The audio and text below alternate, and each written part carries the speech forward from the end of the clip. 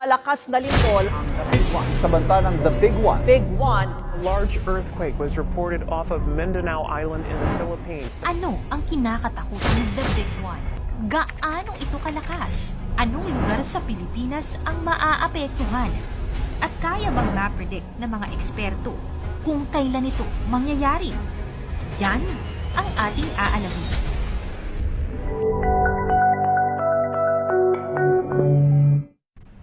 Ayon sa pag-aaral, maaaring gumalaw anumang oras ang West Valley Fault sa Metro Manila na isang mapinsala at mapanirang lindol ay tinatawag itong The Big One. Dalawa ang pangunahing dahilan kung bakit nagkakaroon ng lindol. Una, ang tectonic earthquake at volcanic earthquake. Ang volcanic earthquake ay nagsisimula sa pagsabog ng bulkan. Sumasabog ang bulkan kapag gumalaw ang magma sa ilalim ng lupa o tinatawag na magma static pressure. Kaya nakakaramdam tayo ng pagyanig o lindol. At kung titingnan natin ang geographic location ng Pilipinas, tayo ay kasama sa Pacific Ring of Fire kung saan ang lugar na ito ay nagtataglay ng mas maraming aktibong bulkan. At alam nyo rin ba na mas marami palang bulkan sa ilalim ng dagat kaysa sa lupa? Ikalawa, ang tectonic earthquake. Nangyayari ito kapag ang dalawang plate sa ilalim ng lupa ay gumalaw o nag-uumpugan. Makakaramdam tayo ng pag-uga o pagyanig ng lupa dahil na rin sa paggalaw ng fault. Sa Pilipinas, ang isa sa pinakamahabang fault line ay ang West Valley Fault. At kapag mas malaki o mahaba ang fault line, mas malaki at mas malawak din ang pinsala sa oras na ito ay gumalaw. Ang pinag-uusapang West Valley Fault ay ang The Big One ay may 7.2 magnitude earthquake ang lakas at batay sa pagtaya ng Philippine Institute of Volcanology and Seismology or PhilVox, sakaling gumalaw ang West Valley Fault na tumatahak mula sa taas ng Sierra Madre pababa ng Laguna, kung saan madadaanan ng eastern side ng lungsod ng Quezon, western side ng Marikina, western part ng lungsod ng Pasig, eastern part ng Makati, at mga bahagi ng Taguig at Muntinlupa.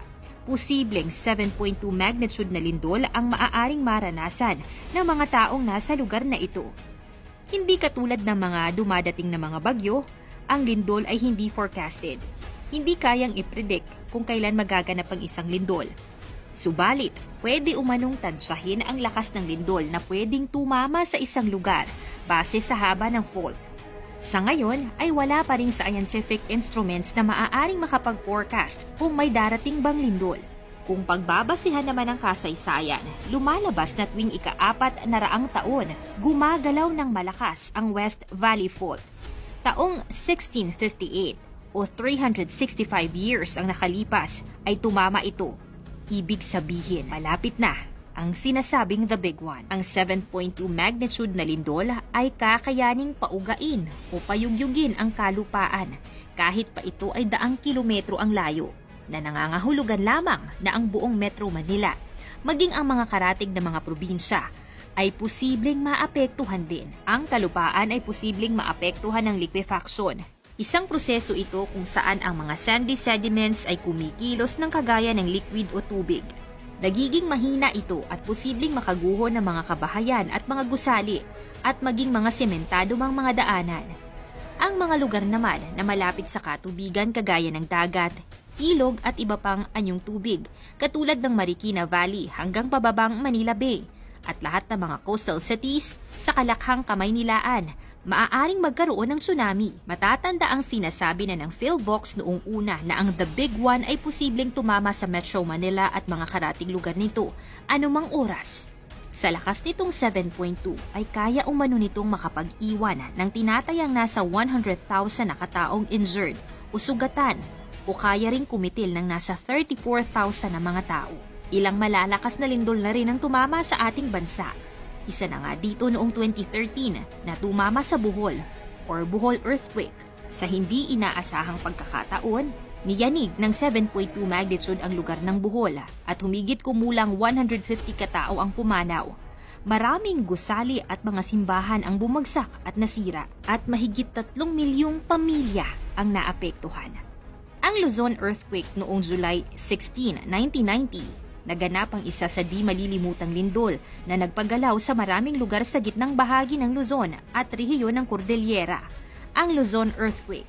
Ito ang isa sa pinakamalakas na lindol na nagpabagsak sa maraming estruktura, ari-arian at kabahayan.